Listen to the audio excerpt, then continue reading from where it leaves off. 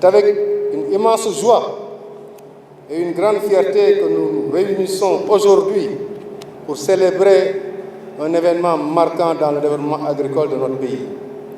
En effet, nous avons le plaisir d'inaugurer officiellement la chambre froide multifonctionnelle de Mbane et de lancer la campagne de récolte de la pomme de terre pour l'année 2025. Cet événement qui est également l'occasion pour nos autorités ici présentes de visiter les infrastructures agricoles de Mbane témoigne de notre engagement commun en faveur de la modernisation et de la diversification de l'activité agricole et augure un partenariat fructueux et bénéfique entre le secteur privé et l'État du Sénégal pour atteindre notre autosuffisance alimentaire. Swami Agri, il faut le rappeler, est né des flancs de Sénégal India à travers une collaboration sénégalo-indienne dans le domaine de l'immobilier et de l'agriculture qui a vu le jour en 2009 et a été menée dans une dynamique collégiale par M. Dinesh Goradia, ici présent, M. Hitesh Goradia et moi-même, respectivement président, directeur général et directeur délégué du groupe. Aujourd'hui, nous pouvons être fiers, en près de 15 ans, d'avoir participé significativement à l'augmentation de la production d'oignons et de pommes de terre au Sénégal. En effet, de 5 000 tonnes en 2011, notre production de pommes de terre est passée à 120 000 tonnes en 2025, avec une ambition d'atteindre les 150 000 tonnes pour la campagne 2026. Et pour la filière oignons, nous sommes passés de 15 000 tonnes en 2021 à 30 000 tonnes en 2025, avec une projection de 50 000 tonnes pour 2026.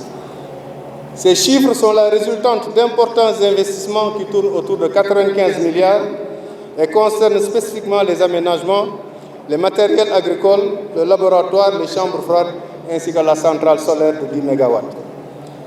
Ce coût important a permis aujourd'hui de créer près de 3 500 emplois permanents, saisonniers et journaliers dans la commune de Mbane et ses environs, et même de l'intérieur du Sénégal. Parallèlement, Swami dispose d'une vision sur le long terme, d'où la démarche proactive d'installation de 7 infrastructures de stockage, dont 6 à Mbane et une à Diamniadio, d'une capacité de 90 000 tonnes avec un coût d'investissement de 47 millions.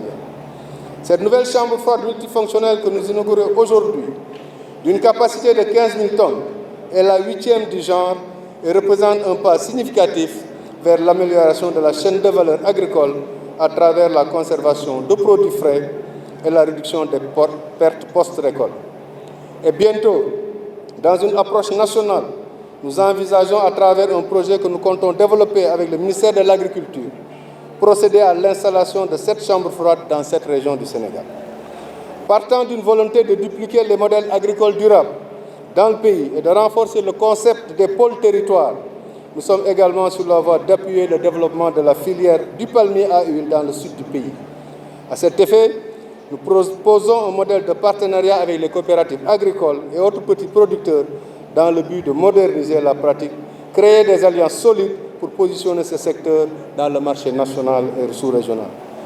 En investissant dans des infrastructures modernes et en innovant à travers des pratiques durables et fédératrices, Swami Agri démontre son engagement à soutenir les producteurs locaux pour assurer l'approvisionnement durant toute l'année en pommes de terre et renforcer la compétitivité de notre agriculture sur les marchés nationaux et internationaux. Le défi majeur réside dès lors l'accompagnement par nos autorités, notamment en matière de limitation des importations, le modèle de partenariat que nous avons initié avec les producteurs de la zone des Niayes, que nous accompagnons en termes de semences et en intrants, en veillant à racheter leurs produits pour faciliter leur écoulement sous la supervision de l'ARM, constitue un prototype que nous pouvons reproduire à travers tout le pays.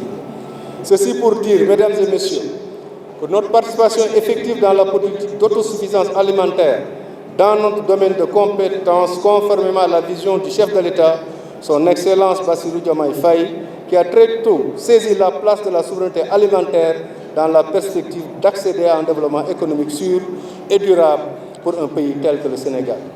La mise en œuvre de cette vision par le Premier ministre Ousmane Sonko, qui a su mobiliser toutes les entités concernées, est à saluer, ainsi qu'à la qualité de la coordination et le suivi des directives à cet effet.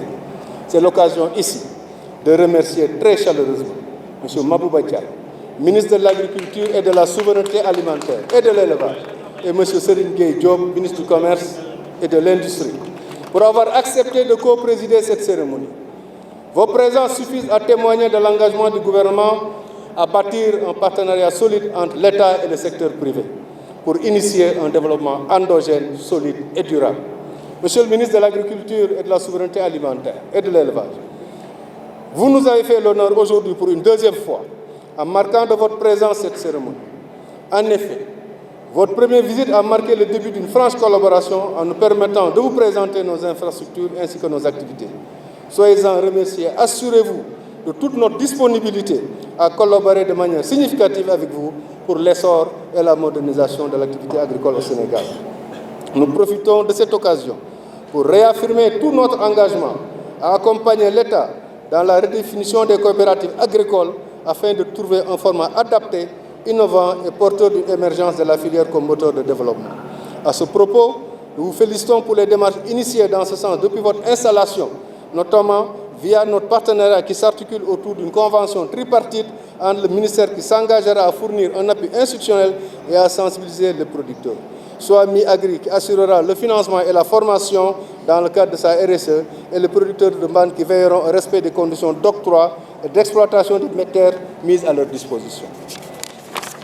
Cette collaboration sur laquelle nous travaillons, nous l'espérons, jettera les bases d'une redynamisation du secteur. Monsieur le ministre du Commerce et de l'Industrie, aujourd'hui notre activité se développe à la croisée de deux secteurs, dont le commerce est l'un des plus déterminants. Nous vous marquons alors notre engagement à participer activement à l'animation du commerce intérieur. Je profite du lancement de la campagne de récolte 2025 qui s'annonce pleine de promesses et d'opportunités pour porter le plaidoyer de la limitation des importations. En effet, avec ces chambres froides, nous pouvons accompagner les agriculteurs et structurer la filière de sorte à assurer une alimentation régulière et durant toute l'année en oignons et en pommes de terre. Cette approche permettrait de réguler l'inflation et maintenir un coût unique pendant toute l'année en collaboration avec vos services, notamment l'ARM, qui joue un rôle central dans ce processus. À cet effet, nous sollicitons votre accompagnement et savons compter sur votre engagement. Notre objectif est de garantir la sécurité alimentaire, d'améliorer le revenu des agriculteurs et de promouvoir une agriculture respectueuse de l'environnement. Cette campagne marque également une étape importante vers la réalisation de notre vision d'une agriculture inclusive et résiliente, capable de faire face aux défis climatiques et économiques. La visite de ces infrastructures agricoles d'Ambal vous a offert l'opportunité de constater les progrès réalisés et d'apprécier les efforts déployés par Swami Agri pour moderniser et diversifier les activités agricoles. Notre partenariat avec ISRA, dont nous saluons la présence dans le cadre de la reconstruction du capital semencier avec 130 hectares emblavés en semences arachidières dans la zone de Man, s'inscrit dans la même lancée. En réalité, disposer de variétés sénégalaises de semences certifiées nous garantira non seulement une plus grande capacité de production, mais également des opportunités de se lancer dans la transformation des grandes cultures.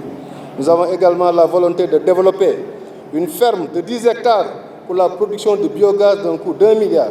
Cette initiative a été éclairée par la qualité de nos relations avec les éleveurs dans la zone avec qui nous pourrions collaborer afin de continuer le travail que vous avez entamé au niveau du ministère.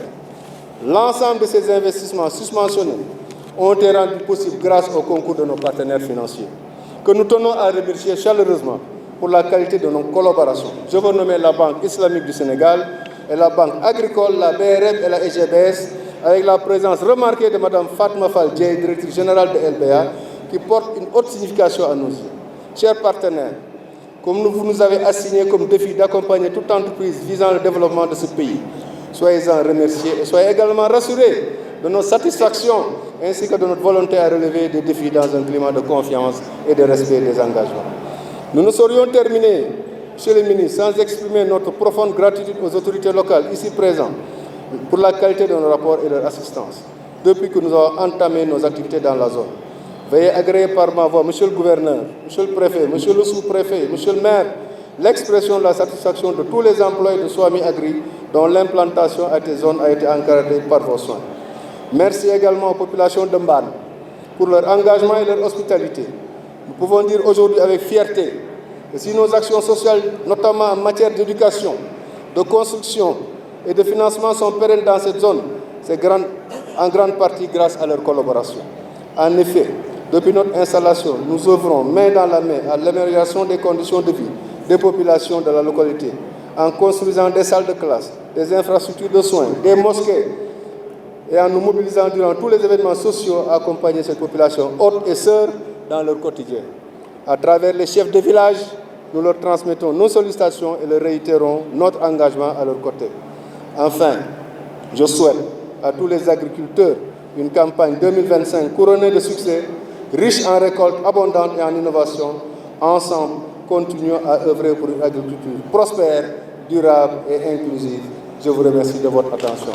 Je remercie aussi notre DGA, Madame Beng. J'ai oublié de présenter tout à l'heure, qui abat aussi un excellent travail avec M. Ousmane, administrateur de Swami Agri, qui ont pu organiser ceci en compagnie de leur directeur, M. Anil.